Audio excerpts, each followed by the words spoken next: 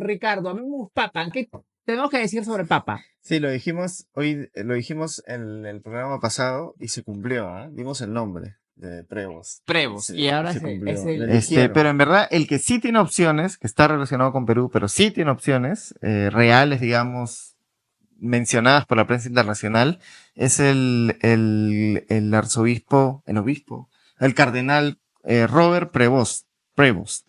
Él es de Estados Unidos, pero la mayor parte de su servicio sacerdotal lo ha llevado acá en el Perú. Fue arzobispo de Chiclayo. Hasta antes de la muerte de Francisco, era un consejero en la elección de obispos de Francisco, o sea, era un asesor del Papa para elegir obispos. Claro, el nuevo Papa. El mentado Papa peruano. ¿Tú tienes algo que decir sobre eso? Pero ya nos lo guardamos, pues. ¿Qué más hay en ese programa? ¿Qué más Titulares hay? primero. Titulares. Otra pa. Muy papá estamos hoy ya. Pakistán contra la India. ¿Qué ha pasado? ¿La guerra sigue? No, se ha detenido, lastimosamente. Como siempre Trump ha detenido las guerras, porque Trump es un hombre de paz, ha detenido la guerra entre India y Pakistán. Se viene el Nobel de la Paz. Trump definitivamente es un hombre de paz. De ahí... Bueno, ayer 9 de mayo, Putin ha reunido a todas las fuerzas del eje del mal en un desfile por el Día de la Victoria de Rusia en la Segunda Guerra Mundial, y ya les vamos a contar sobre eso. Y lo otro que nos concierne es 11 militares han muerto en un ataque en Ecuador a manos de bandas de mineros ilegales. Eso me ha conocido. Se parece mucho a lo que ha pasado acá, pero bueno, de ahí ya vamos a explicar de qué se trata. Tiene que ver también con lo que ha pasado acá. ¿Y qué pasa con Burkina Faso? ¿Y qué pasó con Burkina Faso? Ahí veo algún... No, esos son los invitados de Putin, pues. Ya. Pero bueno, comienza. Sí, hay varios ahí. Ya. Empezamos con el Papa. Como ustedes saben, Prevost, Robert Prevost. Robert Prevost es nacionalizado peruano, vivió desde Perú desde 1985, sí. Según Bailey, o desde 1980, pero no, 1985. Y bueno, muchos dicen que fue peruano por elección, pero en verdad cuando él tuvo que ser obispo, tuvo que nacionalizarse peruano, era como que obligatorio. ¿Eso ¿Tú dices que él realmente no quería ser peruano? Nunca lo sabremos. La cosa es que era un requisito para ser obispo. Bueno, yo creo Así que sí. no sé qué tanta algarabía de los peruanos ahí. Solo por pincharles el globo. Yo creo que sí eligió ser peruano porque lo he visto en fotos con el payaso, en fotos con la torta de Doña Pepa, en fotos con el burrito, en fotos con el cartón de Ternopor. A ver, de que le guste Perú. El sombrero de Chumbivilcas. De que le guste Perú, es parte de Perú. Le mandó saludos a Chiclayo, eso nadie se lo quita. O sea, yo creo Dice que le gusta el ceviche. En Buenos Días Perú una vez lo entrevistaron y él se quejó de las pistas de Chiclayo. ¿Qué más peruano que eso? Un montón de cosas así peruanas. De Chiclayo? Sí, un montón. Yo he ido a Chiclayo en el 2023 y ahí puse una foto ahí en mi Instagram, decía la ciudad que no tiene drenaje, porque todo estaba inundado y tiene pocos semáforos, y puse fotos así hace 100 años, donde las pistas los caminos ya eran una porquería, y las fotos de ahora, y no había mucha diferencia. Entonces, bueno, sí, por favor, arreglen las pistas en Chiclayo. Bueno, a pesar de todo eso, igual yo me he emocionado con el Papa peruano. ¿Por qué? Porque sí, o sea, se nota que el Papa tiene una gran conexión con el Perú. Ok, es cierto, no se sabe exactamente por qué se nacionalizó, porque estaba viendo la versión de Bailey. La versión de Bailey es que él quiso ser peruano. La versión de La Encerrona es que era un requisito. Claro, se tenía que hacer peruano. Sí. Tenemos dos versiones contrapuestas ahí y hay que ponerlas a la par. O sea, lo siento, pero esas son las dos versiones que están manejando y las dos tienen sustento. Pero bueno, eso no evitó que nos emocionemos y que prácticamente citamos que este Papa es peruano, y de verdad, pues cómo se presentó el ahora León XIV. Yo creo que es una mala noticia para el Perú que hay un papa peruano. ¿Por qué? Porque este proceso de secularización del país nos va a retrasar 40 años más. Es cierto, yo también en cierta forma, o sea, sí me gustaba todo lo que está pasando, pero también dentro de mí digo de que a mí no me gusta la idea de un papa peruano. Sí. Creo que este país ya tiene demasiada religión como para meterle un papa peruano, aunque puede ser o sea, por los discursos que ha dado y digamos, por las entrevistas que ha dado anteriormente antes de ser papa, podría ser que signifique una especie de piedra en el camino para gente como la que está en el poder actualmente, ¿no? Claro, si lo vemos por la parte política, sí va a ser una piedra en el camino contra los fujimoristas, básicamente. O sea, esperamos, ¿no? Que se pronuncie en algún momento. Aunque la verdad, son dos cosas. Contra los fujimoristas sí va a ser un tábano, ¿no? Pero también veamos que cuando en las declaraciones que hizo con Dina Boluarte, sí, fue bastante tibio. Sí, yo he escuchado las declaraciones y las han exaltado más de lo que en realidad eran, ¿no? Exacto. Yo creo que él se cuidaba mucho. Exacto. Creo que, y ahorita voy a pasar a esa parte porque creo que todo el mundo está viendo cosas en el Papa que no tienen nada que ver. Lo siento, lo están idealizando y acá venimos a pincharles el globo. Primero, el Papa no es peruano, nació en Estados Unidos. Segundo, muy probablemente lo ha hecho por obligación. Lo siento, se joden peruanos, se joden. Y bueno, y ahora vamos a hablar de eso. Porque muchos lo pintan como, porque para todo el sector progresista, en el fondo, tener un papa peruano va a dificultar la secularización. Y este papa muy probablemente no sea liberal. Ahora puedo pasar ahorita de la parte mundial, por así decirlo. Sí. Pero sus declaraciones han sido muchas veces de terror. Mira, uno comprende, es la iglesia, puede no estar a favor del aborto, del matrimonio, claro, del matrimonio igualitario, te lo compro. Sí. Pero ya. Te la doy, como dice. Te la doy. Pero ya retuitear un tuit de la conferencia episcopal criticando, oponiéndose a la eutanasia de Ana Estrada, eso es ser basura. Lo siento, basura. Porque solo una basura se opone a la eutanasia. Y que me jodan todo el mundo. Es una basura. Ya está. Bueno, a su favor, hoy ha sacado una columna de Diego García Sayán, que es uno de los máximos caviares en este país. Uno de los máximos también autoridades de alguna manera representativas, ¿no? Del post-fujimorismo, de la lucha contra el fujimorismo, y él ha hablado muy bien del padre. Es que políticamente, y yo, es que acá hay que separar dos cosas. Hay que separar la parte, o dice moral, o dice social, de eutanasia, matrimonio igualitario, aborto, que el Papa está bien retrasado. O sea, sí. De esos, la eutanasia para mí me parece un punto central. Si tú te pones a la eutanasia, estás queriendo que por tu religión gente sufra atrozmente por los dolores de cáncer. O sea, es así de básico. Entonces, para mí es el parteaguas. No los dos temas, la eutanasia. Y para mí ya es de terror que ella ha retuiteado esa oposición de la conferencia episcopal. Dicho esto, en la parte social, el Papa sí en la parte socioeconómica, para diferenciarlo bien, sí me parece un Papa de avanzada.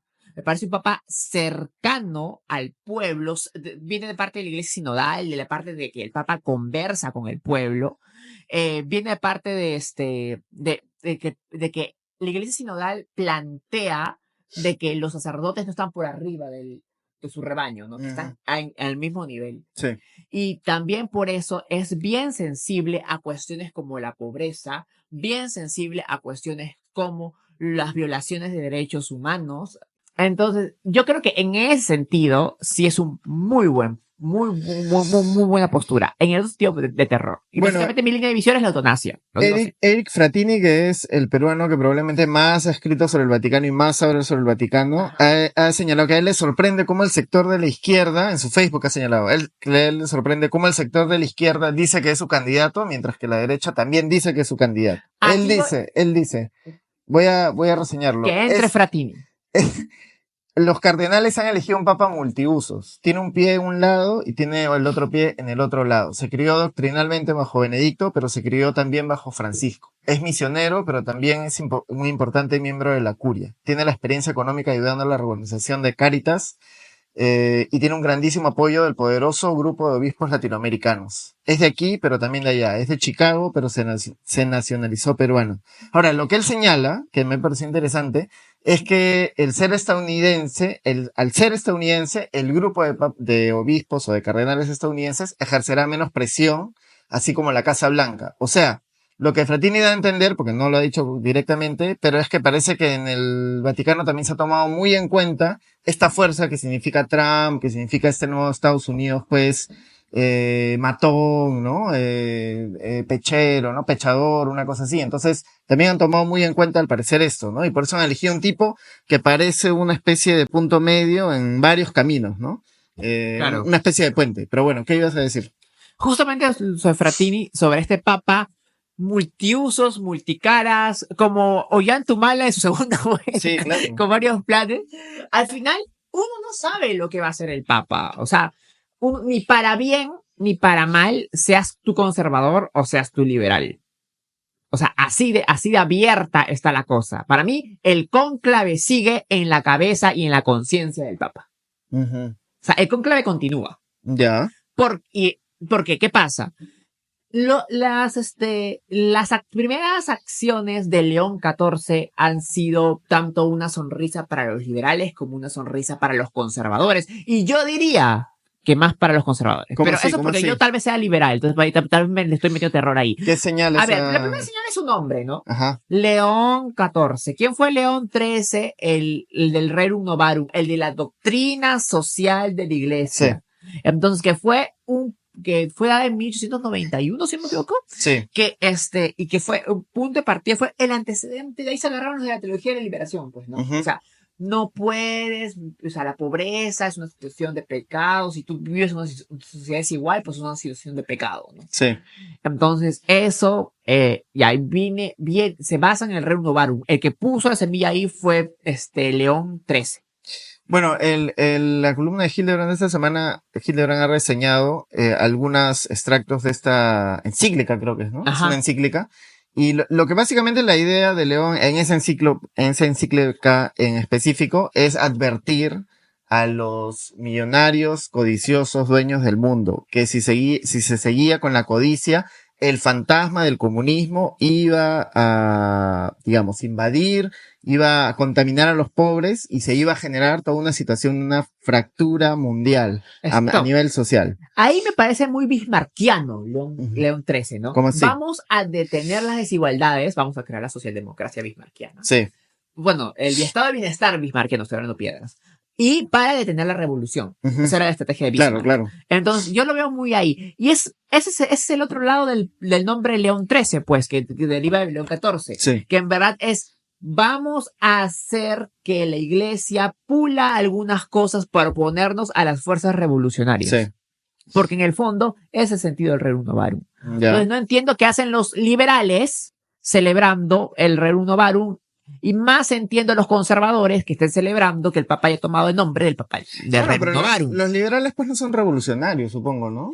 No lo ven tanto así, me parece, ¿no? Bueno, es que no son tan extremos. No, los liberales en verdad están ya más pegados a las cuestiones sociales. Claro. Que ahorita no sé por qué celebran, pero en fin, ahorita voy a ese punto. Que ya saqué lo de Ana Estrada.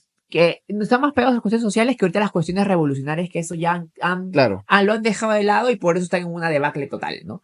Pero, bueno, esa es una. Y la otra opción de León, como nombre, era de que León, el amigo de Francisco de Asís y Francisco. Fray León. Pero esa es una teoría que han sacado acá, ¿eh? Ya la quedaron, ya. Sí. Ya.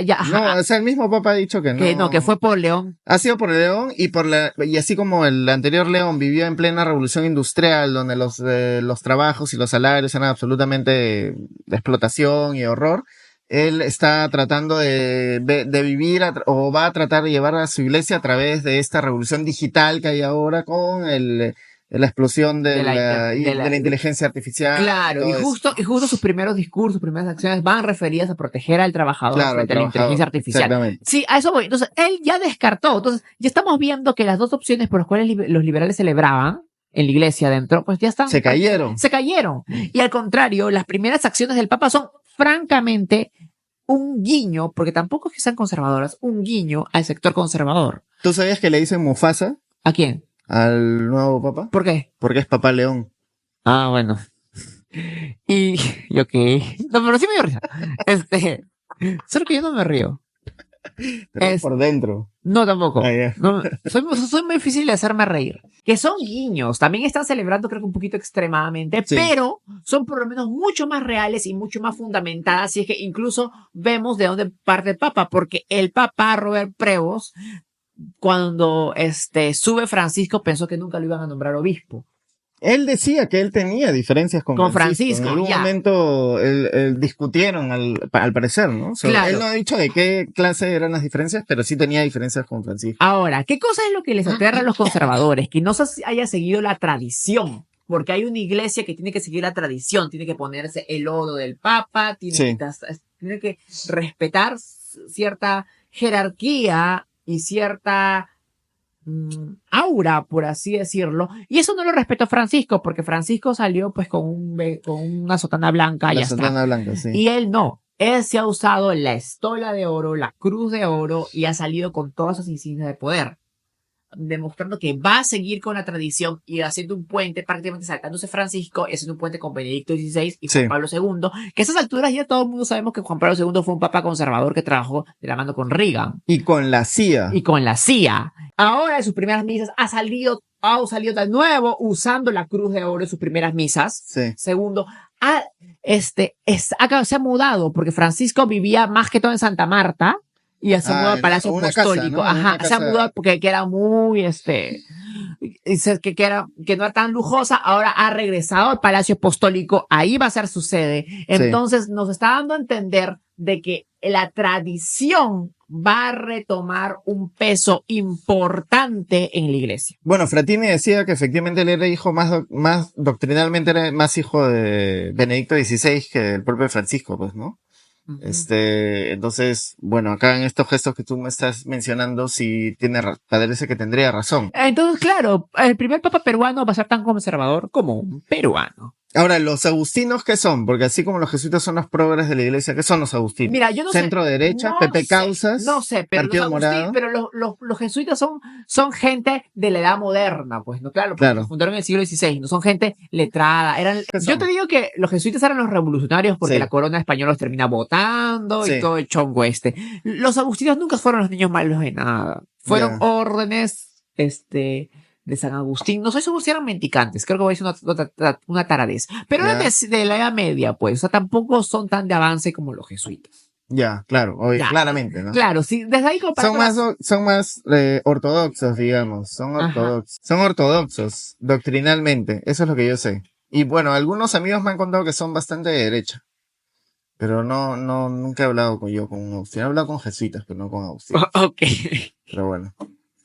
En el programa anterior, yo había mencionado, hace 2 programas, había mencionado que tenía unas investigaciones por abusos cuando estábamos mencionando los candidatos, ¿no? Y había salido un Cuarto Poder y luego ahora ha salido que es aparecer una treta del sodalicio, que se lo había inventado el sodalicio y que lo estaban tratando de acusar injustamente, ¿no? Bueno, yo he leído los documentos CNN, cadenas como CNN, la Deutsche View, algunas más han sacado algunas notas al respecto. Yo he leído los documentos, hay una asociación que se llama Red de Sobrevivientes de Abusos por Sacerdotes, que tiene su sede en Boston, que la preside una víctima de abusos.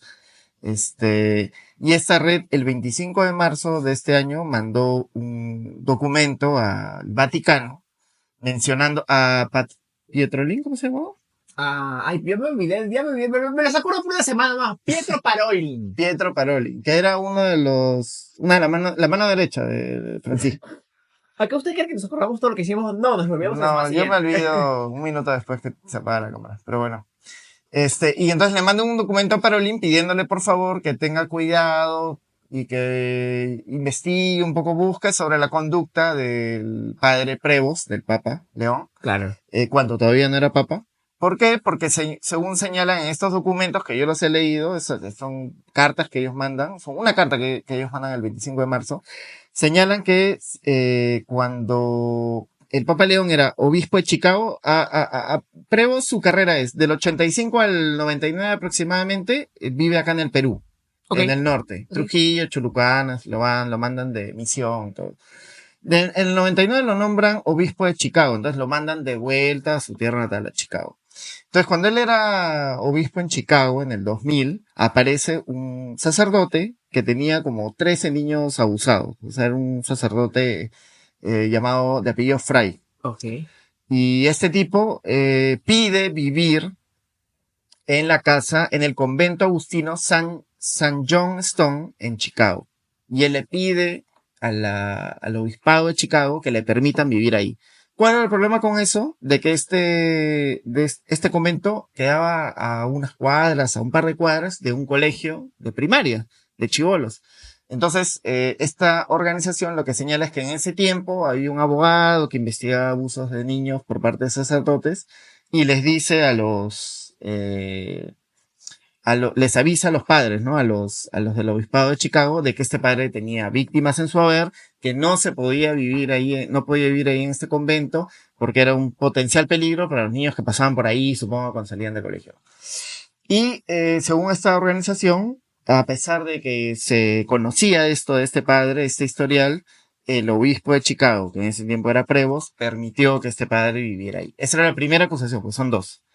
La segunda acusación que hace esta asociación es ya de estos tres casos de las hermanas en Chiclayo, que van en el 2022 y van y denuncian de que hay dos padres, dos sacerdotes, que habían abusado de ellas, ¿no? Cuando eran niñas y aparentemente tenían más víctimas, según el caso se mencionan hasta 7 víctimas de estos dos sacerdotes. Una era Eleuterio Vázquez y el otro lo voy a averiguar en unos minutos, no me acuerdo ahorita, no lo tengo apuntado. Pero no es el nombre. Sí, bueno, la cosa es que el tema es que ellas avisan y según este documento de la organización, Prevost, que era en ese entonces el encargado de la diócesis de Chiclayo, lo que hace es abre una investigación, pero luego manda esta investigación a Roma, pero luego esta investigación se archiva acá en el Fuero Civil, y se archiva también, se termina archivando en Roma. Ahora, lo que dice otra organización es que en ese tiempo que estaba Prevost, la investigación que se hizo en la diócesis a partir de estos abusos no fue prolija. O sea, según ellos, no se entrevistaron a las chicas, a las víctimas, no se les tomó su declaración. Y aparte, uno de los sacerdotes, o sea, se les dijo que iban a apartar a estos sacerdotes de las zonas donde ellos daban misa. Pero sin embargo ya se encontraron de que sí, uno de los sacerdotes continuaba dando misa en 2 iglesias por lo menos y le mostraron fotos, supuestamente las hermanas presentaron fotos y todo. Una de estas hermanas es la que se presenta tengo entendido, en Cuarto Poder y hace esta denuncia y ahí mencionan a Prevost, ¿no? Yeah. Ahora, el Vaticano, por lo que dice CNN y por lo que dicen otros medios como El País, sí, investigó ahora en estos últimos meses el comportamiento de Prevost y concluyó de que Prevost había hecho su trabajo correctamente. Había informado al Roma sobre el caso y ya en Roma se había tomado la decisión, una decisión que a él no le competía, no tenía nada que ver en esa decisión y que sí se había hecho la investigación bien acá en Chiclayo, se había hecho la investigación prolijamente y que se había sancionado en los padres apartándolos de las zonas donde estaban, ¿no? Entonces un poco como que lo defienden a Prevost. Ahora, también ha salido Pedro Salinas, gente que ha investigado al sodalicio, que ha investigado los abusos de sacerdotes acá en el Perú, y ellos han señalado de que Prevost efectivamente fue una especie de punto de apoyo importante para acabar con el sodalicio, para enfrentarse a otros sacerdotes de la curia como José María Uren, José María Uren, creo que era el sacerdote del norte, que era el todopoderoso obispo del sodalicio. Se enfrentó a él y fue importante y denunció en diversas entrevistas, como por ejemplo La República y otros medios, que los abusos no se podían callar, ¿no? Y que él sí impulsaba, digamos, las investigaciones y los castigos contra sacerdotes abusivos. Bueno, esa es la información que hay. Porque ahora se ha señalado pues que el sodalicio es el que ha atendido la trampa al Cuarto Poder y a todas las personas. Pero será verdad, están todos con la fiebre papal de querer disculpar al papá y todo. Yo no lo sé, yo estoy leyendo los documentos ahí que se mandaron al Vaticano y también he leído que el Vaticano efectivamente hizo la investigación acerca de Prevost y lo exculparon, ¿no? Y dijeron que era inocente, que estaba ahí, sí había tenido un comportamiento correcto, pero bueno, eso es un poco para mencionar, como lo habíamos señalado hace 2 programas, de que Prevost está metido. Que no nos hemos olvidado de lo que dijimos, que no nos hemos olvidado. Claro, pero ahora lo estamos diciendo un poco más específicamente. Cuidado que el Papa te va a excomulgar, ahora te excomulga el Papa, porque tú sí eres bautizado. Tú sí eres parte de la iglesia. Quiero mi foto con el Papa. Te van a votar. Quiero mi foto con el Papa. Porque ya todo el mundo tiene foto con el Papa. Ha salido la monja que pasó 3 meses con el Papa, la monja que tocaba música que con el Papa, el burro con el Papa, la señora que una vez le preparó comida en un restaurante ficha al Papa, el mozo que atendía al Papa, el burro con el Papa, el mejor es el burro, el burro que atendía, la hijada del Papa, el compadre del Papa, el Papa es de la Alianza, el Papa es de Laurich, ya es como todo es Papa. Bueno, sí, todo es papa. De verdad que en TikTok los peruanos están insoportables. Mira, pero esa parte sí me gusta, ¿ya? ¿Te gusta así la fiebre? Me gusta la fiebre, me gusta esta fiebre medio leomanía. medio nacionalista, sí. La leomanía. Y me gusta la leomanía, eso sí lo admito. Sí. Solo que acá tenemos que poner la parte fea de la cuestión. Acá siempre lo hacemos. Pero sí me ha gustado. Me gustó que por primera vez le respondamos de igual a igual a toda Latinoamérica, porque justo ¿cómo así de igual? De que Dios nos bendijera dándonos un papa, a nuestro papa León XIV. Soy medio bipolar hoy día. Pero suena siglo XVIII, ¿no? León XIV. León XIV. Súper antiguo, pero León bueno. XIV. Oh, mira, días antes de que saliera León XIV por el balcón. Sí. Había un tren en TikTok. Yo soy un 3, pero en Perú soy un 10. Y toda Latinoamérica estaba que nos hacía bullying. Ya bueno, pero cierta gente extranjera, sudamericanos estoy hablando, o sea, en general, colombianos, ecuatorianos, de Guyana, de Brasil, de Trinidad y Tobago y de lo que está en medio, toda esa gente, pues, estaban diciendo que los peruanos eran feos y todo eso. Y bueno, pues los peruanos siempre tienen moral baja en parte porque somos los más indígenas del continente. ¿Sí? ¿Y los bolivianos? Después los bolivianos, pues tú sabes que Bolivia está ahí para que te premio consuelo, pero somos más indígenas incluso. ¿Y los guaraníes? No, no tanto. Los guaraníes son más mestizos que nosotros. ¿Sí? Pero ellos hablan, casi todos hablan guaraní. Busca el ChatGPT, que porcentaje de ADN indígena. Ya. ¿Y los de Jujuy? Claro, pero si buscas en Argentina, pero en Jujuy pues esté con nosotros, pero en general Argentina es mucho más grande. Bueno, la BBC ha sacado una nota diciendo, gracias a Robert Prevost, los migrantes venezolanos pudimos emprender en Chiclayo. Dos puntos. La huella del Papa León XIV en la ciudad de Perú, a la que saludó en su primer discurso, y entrevistan a los venezolanos. Gracias, padre Prevost, por apoyar a los venezolanos. Ya, bueno, ¿y eso qué tiene que ver con lo que yo estoy diciendo? Que... No tiene nada que ver, como si yo estuviera hablando de los venezolanos. Estoy hablando de los sudamericanos. No, es que tú tienes que ser como el doctor Malito. ¿Qué? Tú tienes, cuando vas a hablar mal de un país, tienes que decir, sí, porque toda Latinoamérica hizo esto. Menos Argentina, menos Chile, menos Bolivia, menos Colombia, menos Ecuador. No, pero en verdad, en serio, fuera de bromas, no solo estoy hablando. Menos Guyana. No solo estoy hablando de los venezolanos, estoy hablando de toda Sudamérica. Estoy hablando de toda Sudamérica. O sea, porque ese tren fue de Sudamérica. Ah, sí. Y acá sí no me va a cortar porque ese tren fue de Sudamérica y tengo que denunciar el racismo que ha habido contra Perú. Y eso sí, nadie lo va a poder negar. Que ahora con el Papa ya no... No, con el Papa sentí que los peruanos comenzaron a responder. Comenzaron a responder de igual a igual. Pues envídiame. Sí, pues estamos insoportables. Sí, pues somos el mejor país del mundo. Siento que están comenzando a responder de igual a igual. Y espero que eso no lo cortes, ¿ah? No, lo digo para el productor, porque yo no he dicho nada ahora sí contra ningún país. Estoy defendiendo algo que está pasando en redes contra Perú, porque lo están bulleando por su raza indígena. Y esto sí se tiene que denunciar. Pero Perú es clave. Es que esa es parte de la vuelta de torta que le están dando. Dirían los promiscuos. Perú es clave. Y está bien. Pero yo estoy diciendo una situación que lamentablemente está pasando en redes y que nadie la denuncia. Y hay que denunciarla, hay que señalarla. Claro. Pero yo, o sea... No, sí hay TikTokers que la está señalando. ¿Quién? Por ejemplo, una feminista afroperuana, Mayura Prisma, la ha señalado. Ah, ya. Y así. Bueno, está bien. Entonces yo creo que es algo que se debe señalar. Debemos entrevistarla alguna vez, ¿no? Sí, pero que, no sé por qué, o sea... No quieres. No, está bien, pero... Vetada. ¿Qué? Vetada. No es vetada. Siento que todavía no estamos preparados epistemológicamente para entrevistar a una feminista, que se nos va a salir una huevada por ahí. Entrevistamos y eso me incluye a mí, no solo a ti, que ya sabemos que eres medio machirurcito, también a mí. ¿Y si entrevistamos a Bartola?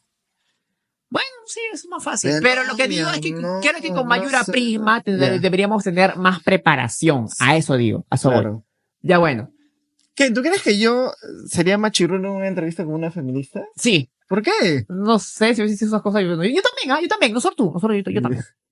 Ya. Y bueno, ya. Esa fue mi denuncia en Twitter. Espero que no la quiten. Si no, me voy a molestar de verdad. Bueno, yo quiero lanzar una campaña que se llame Yo no conozco al Papa. Porque he visto tanta gente en Twitter diciendo yo conozco al Papa y poniendo su maldita foto, que yo voy a tener mi campaña diciendo no conozco al Papa. Nunca lo he visto en mi vida, no sabía que existía hasta que comencé a revisar a los candidatos. Y es como que, bueno, pero bien por su elección, felicitaciones, espero que haga un buen papado, ¿no? Ajá. Que sea un poco más, o sea, que reforme más la iglesia, porque mucha falta le hace, ¿no? Hoy día voy a hacer un especial leyendo la carta natal del Papa. Sí, no se lo pierdan, ¿eh? Tiene cosas muy interesantes que decir al respecto. Ya bueno. Bueno, ahora sí. Segunda noticia. ¿Qué ha pasado? Hablando de Pakistán e India, ¿qué ha pasado? Miren, vamos a hacer un resumen, porque acá todo el mundo está con el Papa, y de verdad nadie, acá en Sudamérica, creo que en Latinoamérica, creo que en el mundo católico, pocos tienen pocos saben lo que ha pasado entre la India y Pakistán. Eso es algo que más han estado siguiendo nuestros hermanos los protestantes, los musulmanes, los hindúes y los judíos, obviamente. Todos esos han estado enfocados, mientras que los católicos no están enfocados en el Papa. A mí me parece súper curioso de esta noticia que vas a hablar, que la India siendo la capital espiritual, la capital, el lugar a donde todos los occidentales van a encontrarse a sí mismos, a donde Giselle ha ido y volvió hecho una santa, ese mismo país haya estado bombardeando otro país esta semana. Es que no tiene nada que ver. India es un... Lo que pasa es que no tiene nada que ver. O sea, básicamente estos dos países que se odian y ya... ¿Cabe el odio en la India? Es que tú estás viendo a la India como algo muy orientalista, como algo que, ay, espiritual. O sea, típico blanco que va a la India para meditar. A mí me sorprende de ver todos esos templos ahí que cuidan a las ratas, a las vacas, a los monitos. Es que estás viendo con ojos de orientalismo. O sea, la y gente es como que ahora todos están bombardeando, matando civiles. O sea, ¿tú crees que hay un país de 800.000 millones de personas que todos son santos? Sí. Que todos hacen yoga. Sí, yo he visto Slumdog Millionaire y yo pensé que todos eran así como el protagonista. Tienes un problema de orientalismo muy grave, la verdad. Ok. Cuéntanos, ¿qué ha pasado esta semana? Bueno, la semana pasada dijimos que había comenzado la guerra. La semana pasada contamos lo que pasó con fue la antesemana pasada. Okay. La antesemana pasada contamos lo del atentado ese. Ya. La cosa es que a raíz del atentado, el 7 de mayo, que cayó miércoles, India lanza una operación, la operación Sin Puerta. No mentira, no se llama Sin Puerta. La operación Sindor. ¿Qué significa? No sé, pero ese fue el nombre de la operación. Lanzaron una operación Sindor a ver, acá tengo el apunte, porque esto no sé si se tiene que ver con apuntes. A ver, la India atacó la infraestructura, disque ellos, de las organizaciones terroristas Jaish-e-Mohammed y Lashkar-e-Taiba en territorio pakistaní. Mandó un montón de misiles y afirmó haber matado a más de 100 militantes. 100 militantes que obviamente eran ciudadanos pakistaníes. Estos militantes eran de este grupo extremista que mató a 26 Según turistas. India, eran parte de Jaish-e-Mohammed y Lashkar-e-Taiba, autores del atentado en Cachemira. Es que es el atentado que originó todo este problema. Claro, que ya se lo contamos la vez pasada. Yeah. Gracias. No, pero está bien, porque hay que recordarlo, porque el público se renueva. Bueno. Se distrae. Exacto. Yeah. Entonces, ya hasta aquí todo bien. Entonces, ya la India atacó, churucho la lea. Ayer en la noche le tocó el turno responder a Pakistán. Básicamente, Pakistán bombardeó todo lo que tuvo que bombardear. Mandó drones por toda la India, atacó por Amritsar, atacó por Gujarat, ¿por dónde atacó? No sé. Pero, los ataques fueron más allá de Cachemira. Sí. Ya. Atacó también la Cachemira India, Srinagar. Sí. O sea, atacó varias partes de la India. O sea, atacó Bollywood. Atacó Punjab. Poquito le falta. Porque Bombay está ahí nomás. Poquito le falta y se ataca Bollywood. Bombas en Bombay. Yo quería leer ese titular. Sí, le cayó una bomba en la casa de Shah Rukh Khan. Pero... No sé quién es ese, pero bueno. Te falta cultura. Atención, quinto piso de Arenales, porque el quinto piso de Arenales son las, el centro de los Bollywood. Claro, o sea, todo el Arenales es oriental. Claro. Excepto el último, el Bollywood arriba. Ah, no sabía eso. Sí, hay más se lo llevado hasta el cuarto. Confírmame, porque él para en Arenales. ¿Sí o no? La parte de Bollywood es como que un reducto arriba, ¿sí o no? Ajá. Sí. Ya, bueno, y que... bombardearon, mataron gente, destruyeron propiedad civil, digamos. Claro, ahora, ayer corrieron dos rumores que fueron muy interesantes, que no se han confirmado hoy día, pero han sido deliciosos, porque yo cuando los leí dije, uy, se armó la grande, y estamos en la tercera guerra mundial, porque ahorita voy a contar qué me parece geopolíticamente hablando este conflicto. Pero fueron dos rumores interesantísimos. Sí. El primero, que Pakistán había hackeado el 70% de la energía eléctrica india. Eso me sorprende tanto como cuando la India se casó con Chibolín. justo mientras duraba ese ataque, porque la India responde. Espérate, ¿este ataque cibernético qué cosa causó? ¿Apagón? Apagón en el 70% de la India, según Pakistán, no se confirma. Ya. Pero simplemente digo, porque cuando salieron las noticias, claro. Wow, no se confirmó. Lo otro que tampoco se confirmó, y que a todo el mundo le puso los pelos de punta, fue que mientras la India y Pakistán ya se respondían, porque ya se había estado respondiendo, hubo un sismo fuerte en Pakistán. Ah, sí, ¿no? De 5 grados, creo. Madre, les mandaron la bomba atómica. Es que todo el mundo dijo, la India les mandó la bomba atómica. Ya. Claro, pero no, tampoco fue eso, pero todo el mundo está diciendo como que ya aquí se armó. Claro. Aquí se armó. Y nada, y eso es lo que está pasando. Ahora nos despertamos con la paz, porque Trump, como buen hombre de paz, ha puesto la paz entre Pakistán e India. ¿Pero será verdad eso de la paz? Bueno, todavía en Cachemira continúan ciertos bombardeos, pero por lo menos en todo el resto de la frontera están medio en paz. Porque ayer había leído que la India ya estaba trasladando grandes proporciones de su ejército. Hace tiempo que Pakistán también está trasladando grandes proporciones de su ejército. ¿Quién crees que gane? ¿Alá o todos los dioses indios? Shiva, Ganesha. Pero es que ahí el conflicto también digamos, tiene que ver con los aliados extranjeros, ¿no? A eso voy. Curiosamente yo creo desde mi punto de vista que los aliados extranjeros ayudan a desescalar el conflicto más que escalarlo. Claro. Lo que pasa es que... Tú y la otra sí hiciste una buena lista. ¿Quiénes apoyaban a quién? Y es que está muy diverso. Yeah. Por ejemplo, cuando vemos quiénes apoyan a Israel, quiénes apoyan a Palestina, por ejemplo, sabemos bien quién va a quién, ¿no? Y se dibuja bien la diferencia entre el eje del más exacto, genocidio, digamos, y el eje del mal. Sí. Lo mismo Ucrania, Rusia, obviamente. Lo mismo en un eventual Taiwán-China. Pero aquí como que las alianzas se retuercen y no queda exactamente todos aliados. Entonces, yo creo que por esa cruce de alianzas es como que las grandes potencias van a tratar de que este conflicto no vaya a mayores. Básicamente. Y eso y porque tienen armas atómicas, obviamente. Claro. Entonces, como dije la vez pasada, en la que le dio la mano a Rusia, sobre todo cuando comenzaron las sanciones, fue India. India le dijo, compramos petróleo ruso, por sus propios beneficios, porque estaban más baratos, pero ya. Fue India. Estados Unidos, vamos a ver primero del lado del eje del genocidio. Estados Unidos, siempre ha sido un aliado de Pakistán, porque Pakistán fue su base en la invasión de Afganistán. ¿Pero Pakistán no albergó alguna vez a Osama Bin Laden? Sí, era un aliado medio doble cara, pero siempre Estados Unidos se basó en Pakistán. Ah, ya, ok. Claro, eso. ¿A quién apoyaba China? Espérate. Y Estados Unidos, además de esta alianza con Pakistán, apoya a India porque India es enemiga de China en ciertos sectores de la frontera e India puede ser el contrapeso a China en este lío económico. India ha sido base para el nearshoring, mover empresas de China a otros países cercanos.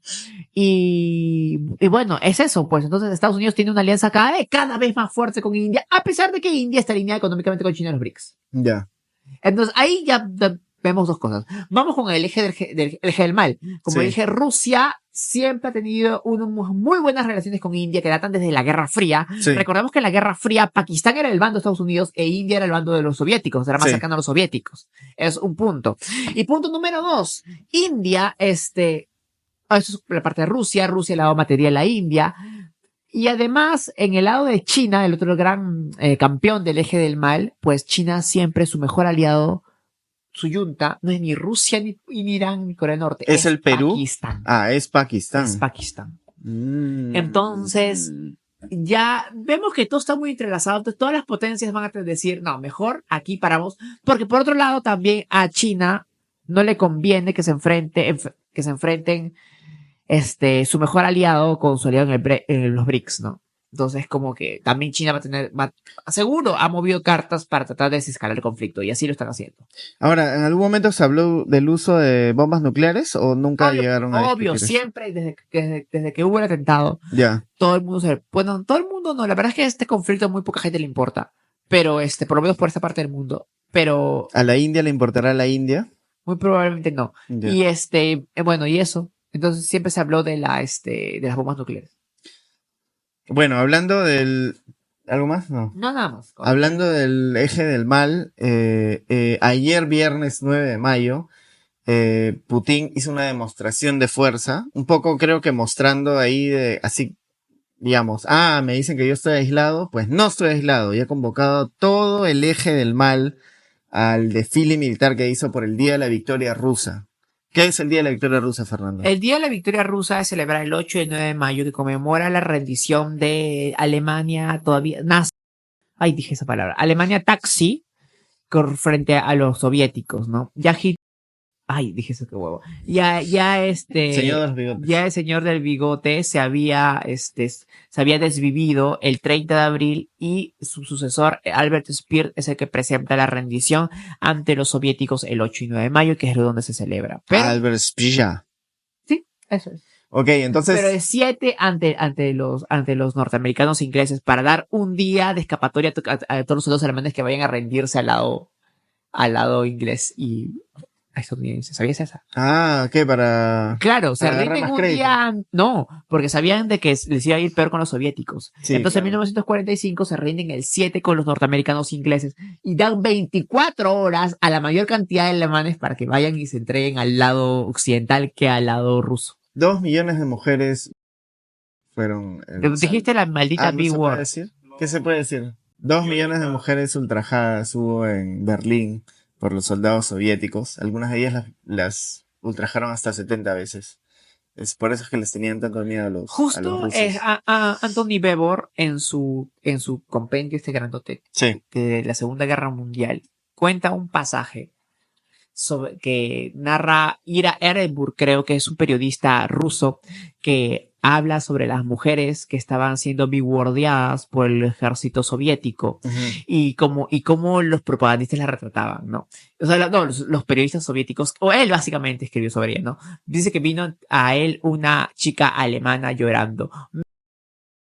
Ay, me han bigwordeado, me han ultrajado 20 rusos, y él le dijo, qué pena que no fueran 40, qué pena que no te diera un balazo en la nuca después, maldita perra alemán. Bueno, Putin. ¿Qué te parece ese bello fragmento de esa bella obra soviética?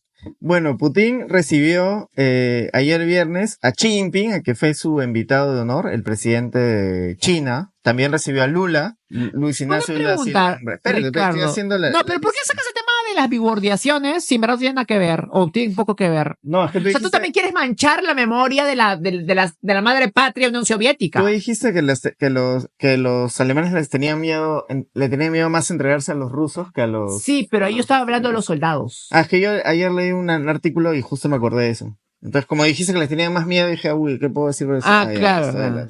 Ya, sigue. Bueno.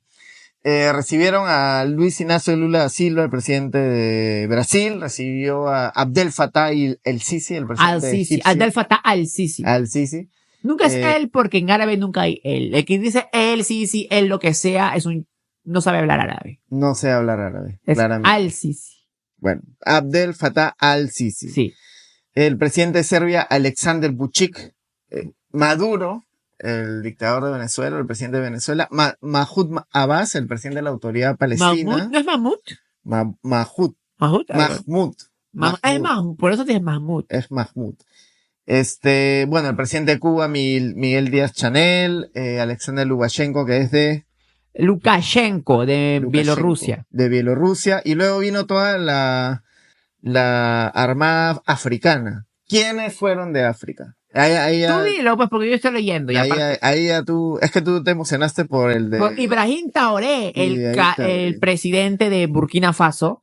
Se vuelve a veces el niño mimado del panafricanismo de uniforme. Bueno, él es el más chibolo, creo, ¿no? 37 años tiene. Sí, tiene capitán de artillería, 37 años. Alcanzó el poder en Burkina Faso tras triunfar un golpe de estado en septiembre del 2022. Y lo gracioso es que creo que él y algunos más fueron inicialmente entrenados por Estados Unidos. Sí, luego lo que pasa... A ver, vamos a hablar del Sahel, que nunca hemos hablado de eso, rápidamente. Sí. A ver, el Sahel rebelde está conformado por 3 países, Burkina Faso, Níger y Mali. Esos 3 países estaban enfrentando una insurrección yihadista, básicamente de Al-Qaeda en el Magreb Islámico. Sí. Para eso recibieron el entrenamiento de Estados Unidos y Francia. Sí. Recordemos que esta movida rusa va a ir básicamente contra Francia. Sí. básicamente lo que pasó fue que hubo un golpe de estado en esos 3 países, de los cuales el último fue el de Ibrahim Traoré en Burkina Faso, y terminan rompiendo lazos con Francia y con Estados Unidos, pero sobre todo con Francia, porque es una zona en que Estados Unidos le ha entregado a Francia. Y terminan aliándose con Rusia, y a partir de ese momento, para luchar contra el yihadismo, Rusia les manda a los soldados de Wagner. Ya. Y así está. A los mercenarios. A los mercenarios. O sea, hay un artículo muy bueno de Intercept donde cuenta la historia de todos estos militares que ahora apoyan a Rusia, pero que fueron formados por la CIA, por Estados Unidos hace algunos años, ¿no? Claro. Entrenados, creo, tampoco creo que sea bien gran entrenamiento. Bueno, ya hablaban de formación no solo militar, sino inteligencia. Claro, inteligencia, doctrinaria, qué sé yo. Bueno, también fue Emerson Mnangagwa, el jefe de Estado de Zimbabue, que llegó al poder en el 2017 tras dar un golpe de Estado a su compañero de partido Robert Mugabe. También fue... un momento. Dilo. Lo de Zimbabue, un día podemos hablar de eso, fue una gran revolución. Es la gran revolución anti-blancos después de Haití. Y sí, entraron y les quitaron las tierras a los blancos, pero toditos. El terror. Y algo de eso, pero con más suave, está queriendo hacer Sudáfrica. En Sudáfrica, ¿no? Sí, que Trump está que los defienda, los terratenientes blancos. Bueno, esa es la versión de Trump, pero no sé. Trump está que los defiende a los terratenientes blancos, digo. Claro. Sí. ¿Tú qué hubieras opinado, opinarías si estuviéramos en Perú de 1967? Y surgió un movimiento de pasar por la matraca a todos los asentados blancos. Yo soy un racista inverso, así que siempre voy a estar a favor de los no blancos. Es todo lo que voy a decir.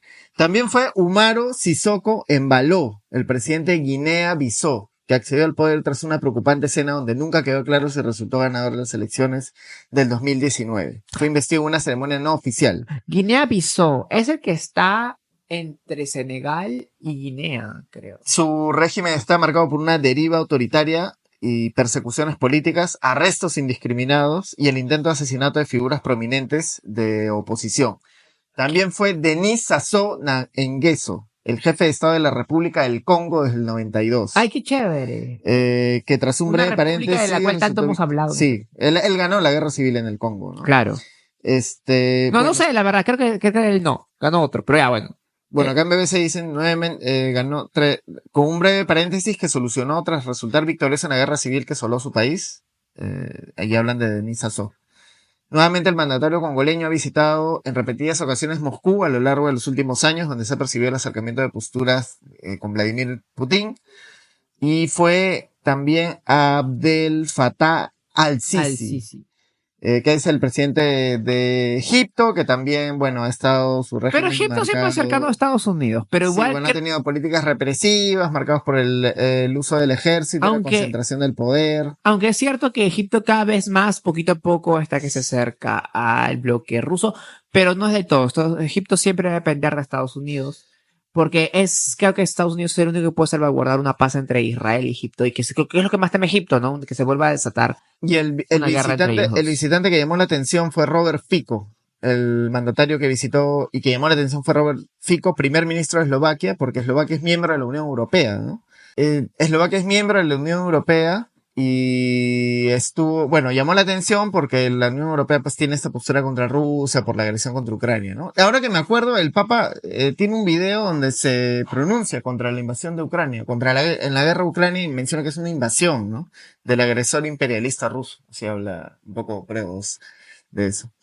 Pero bueno, y alternativamente a eso, mientras Putin mostraba estos despliegues, hubo también una delegación de los soldados norcoreanos que han peleado ahí en Ucrania. Claro, porque también me acuerdo de ese libro de Anthony Weber. Eso va a ser mi recomendación. Les voy a recomendar de una vez ya. ¿Cuál? Espérate, se movió. Les voy a recomendar de una vez mi recomendación. Léanse El troncho de Anthony Weber, que no son casi 1000 hojas. No llega a ser 1000. ¿Qué es? La Segunda Guerra Mundial, así se llama. Justo hablando de los coreanos, justo él empieza su bello libro diciendo de que había un soldado coreano del servicio japonés que trabajaba bajo el ejército imperial japonés, porque Corea era colonia de Japón en ese momento, que es capturado por los rusos en 1939 en este conflicto que hay entre Japón y Rusia, que es capturado a la vez por los alemanes cuando los alemanes invaden Rusia en 1941 y no me acuerdo dónde termina el pata. Creo que lo capturan en Normandía o una cosa así. Entonces, como que ahí te habla por eso de la mundialización de la Segunda Guerra Mundial. Que bueno, sí captó la idea. Bueno, en el desfile de la Plaza Roja de Moscú participaron más de 11.000 soldados rusos, incluyendo 1.500 que habían combatido en Ucrania, así como tropas de 13 países aliados como China, Vietnam, Birmania, Egipto. Putin saludó brevemente a los oficiales norcoreanos al margen de la ceremonia. Estoy leyendo una nota de... Pero no le leas, pues cuenta. Putin también pero no me acuerdo, pues todos son muchos países. Putin también saludó brevemente a los oficiales norcoreanos al margen de la ceremonia y las tropas estas norcoreanas participaban ahí, ¿no? En la lucha contra los ucranianos, en la región de Kursk. Y les dijo, deseo lo mejor a ustedes y a todas sus tropas. Y ellos no entendieron porque hablan norcoreano, no hablan español. Bueno, eso era básicamente Putin. Pero un mostró esta especie de globalismo, ¿no? Que creo que da una contraposición con lo que está haciendo Estados Unidos, que es más bien aislarse, ¿no? Con todo esto de los aranceles y toda esta cuestión. Sí, globalismo para su bloque, lo cual es chévere. O sea, yo vi, llegaban los africanos, llegaba Maduro, era como una convención del mal, llegaba Maduro, llegaba Xi Jinping, llegaba el egipcio, llegaba un montón ahí, ¿qué más? El de Vietnam, llegaba el que tú me dices, Ibrahim Traoré, que con sus 8... Traoré. No, es Traoré. Yo pensé que era Traoré. Con sus 8 morenos ahí, es como de todos así vestidos de militar. Ya parecía un poco los 70, una cosa así. Mayura Prisma, no estás anotando Mayura Prisma ya. Con sus morenos, he dicho, ¿eso está mal decir? No, con sus morenos vestidos de militar, todos son morenos. Ya, bueno, está bien. Ya, bueno. Y mientras tanto, los occidentales pues quedaron chiquitos, hicieron una mini convención de cancilleres, en la ciudad de Lviv, al oeste de Ucrania. Fue la representante de Alemania, del Reino Unido, estuvo el representante francés también y una decena más de diplomáticos de la Unión Europea, pero bueno, nadie les hizo caso porque claramente todo el mundo estaba extasiado con la demostración de fuerza de Putin, ¿no? Y todo esto de guerra, pero ya parece un poco así los años de Stalin. Creo que... Ok, sí, no soy fan de Putin, pero ¿no crees que satanizas un poco el bloque prorruso? Digo, mira. ¿Cuál es el bloque prorruso? Y mira que yo ¿El bloque pro-Putin? Sí. Yo también he criticado al bloque del genocidio y simplemente acá estoy viendo, bueno, no, satanizar es decir que Maduro es dictador, no creo, ¿no? No, pero... Entonces, bueno. ¿Satanizar es decir que Díaz-Chanel es dictador en Cuba? Tampoco. No. Se dicen las cosas como son, nada más. Así. Además, ese de repente es mi bloque favorito.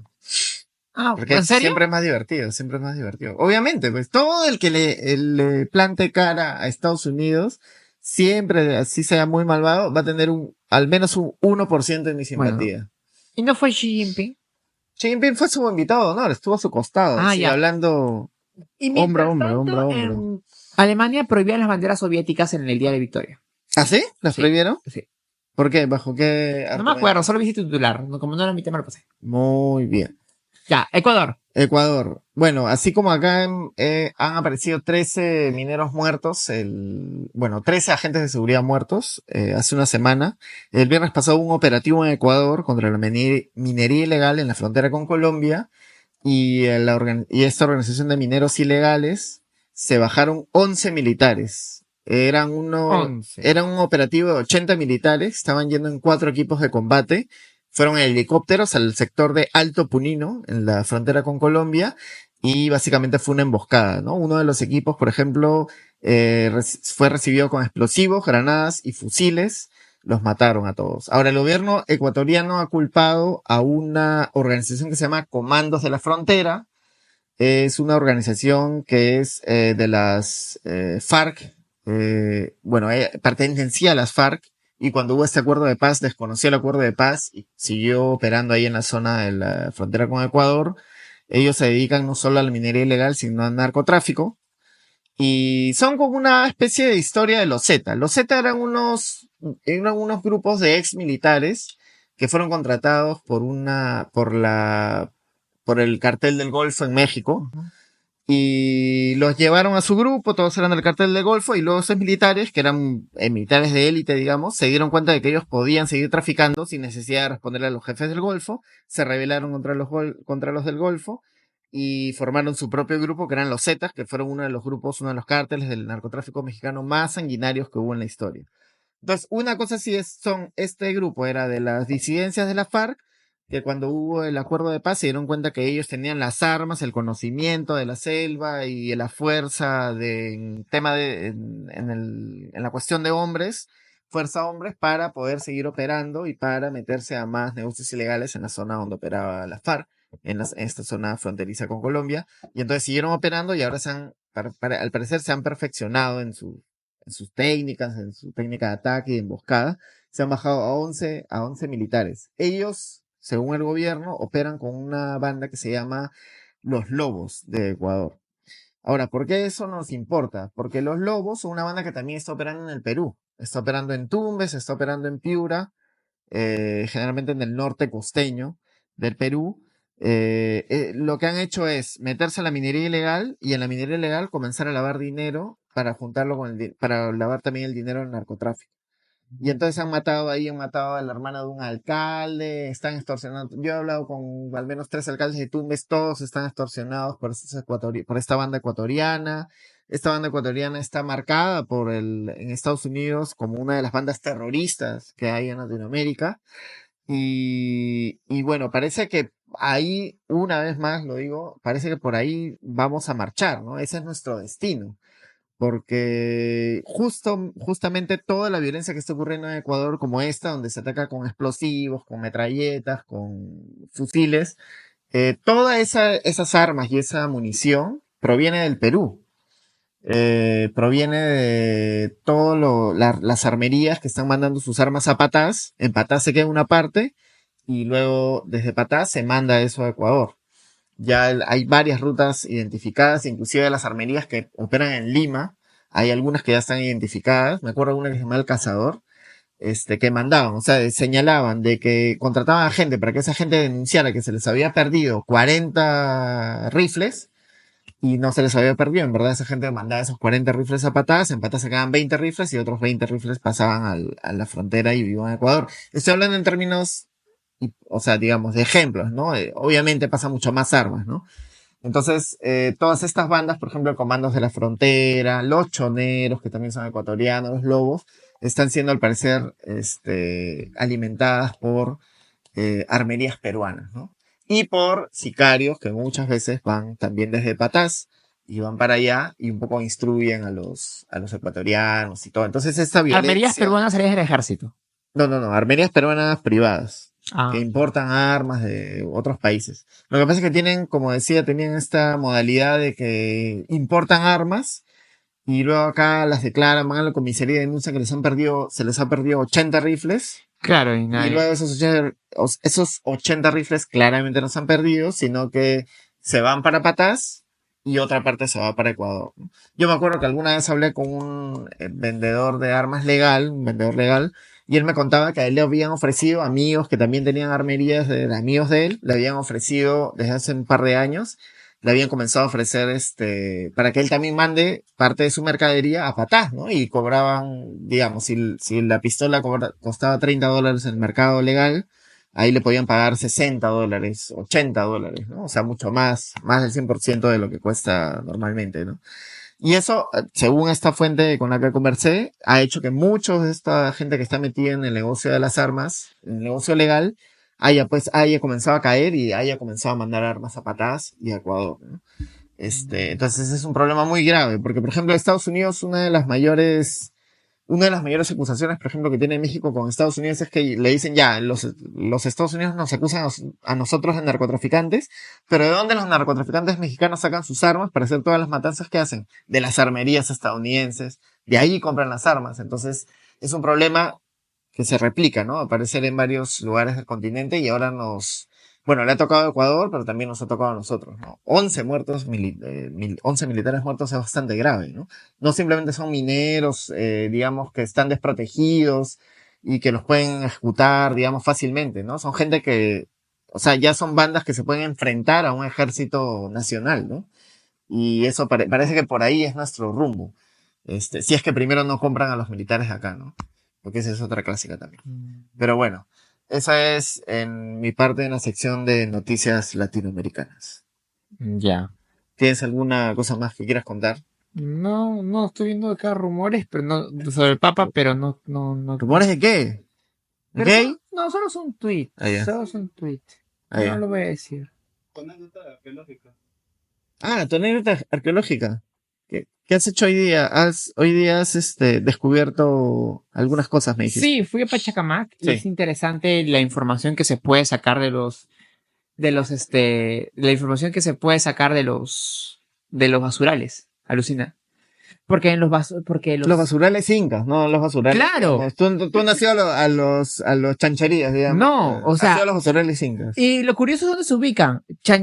Pachacamac es un centro ceremonial, era un santuario, era un oráculo. Donde la gente iba a pedir los grandes curacas iban a pedir consejo.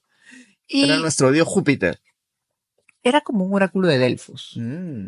Era como Apolo, porque Apolo era el oráculo de Delfos. Apolo Crit. Bueno, entonces, los curacas iban a pedir, pero cuando iban a pedir ellos no venían solos, venían con todo un séquito. Claro.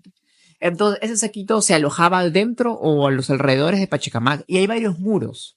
O sea, literal, el recinto más sagrado, que es el Templo del Sol, el Templo Pintado, el Templo Viejo, está rodeado por un muro. De ahí hay otro muro y hay otro muro. Son tres, son tres encintados al final.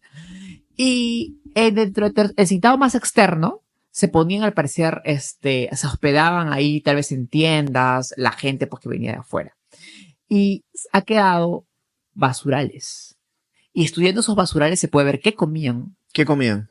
Mucho producto marino, ha quedado mucha concha. Bueno, yo encontré maíz. Entonces, hay muchas cosas que se pueden ver ahí. Y es interesante, pero no está como que a la vista, tienes que sentarte a verlo. Justo en Pachacamac ahora están haciendo muchos tomas de ayahuasca, porque creo que lo consideran así un templo. Sí. Una zona con bastante vibra, son apachetas modernas, que es una apacheta. Según la cultura andina, en los cruces de caminos, se ponían una ruma de piedras una sobre otra. Hay apachetas que han quedado de tiempos antiquísimos, pero hay también, sobre todo en Pachacamac, y se nota dónde están porque las ponen en el borde del camino y obviamente ahí no iba a haber nada. Apachetas de turistas. Parece que están haciendo turismo místico ahí. Sí, pues hay mucho turismo místico ahí. De ayahuasca, San Pedro y esas cosas. ¿Qué pasa si yo voy y me traigo un huaco? ¿Estoy infringiendo la ley? Creo que sí, es una pregunta obvia, ¿no? No lo sé, pues de repente no hay legislación sobre eso. ¿Hay legislación sobre eso? Obvio. Ya. Listo, no hagan eso entonces. Si van a Pachacamac, no recojan nada. Ya tu recomendación, porque la mía ya la di. Bueno, mi recomendación es... No tengo recomendación esta semana, me han agarrado fríos. Qué chévere. Pero bueno, ya ya nos vemos en una próxima ocasión, entonces. La próxima semana. Otra cosa más sobre Pachacamac que me acabo de olvidar. ¿Usted sabía de dónde viene la costumbre de quemar basura? De tiempos prehispánicos. La basura se la tenían ahí. Para empezar, había rumas de basura dentro de los templos, dentro de las rampas. Las rampas eran cuestiones de élite. Incluso hay basura. Al costado del Templo del Sol hay rumas de basura. O sea, literal, en tiempos prehispánicos, tiempos incaicos, se vivía en medio de la basura. O sea, la basura se bota muy cerca. Y ahora también. Y ahora la basura aparece en sectores medios negros. ¿Por qué? Porque la quemaban. La quemaban. Desde ahí viene el tiempo de la quema de basura. Tú dices que ahí deberían construir el nuevo edificio del Congreso. No dije eso. Ahí. Dije que ahí solo quemaban basura. Listo. Ok. Nos vemos la próxima semana entonces, muchas gracias. Y vean la lectura de cartas de Fernando sobre Robert Prevost, el Papa. Y bueno, cuídense. Hasta la próxima semana. Chao, chao.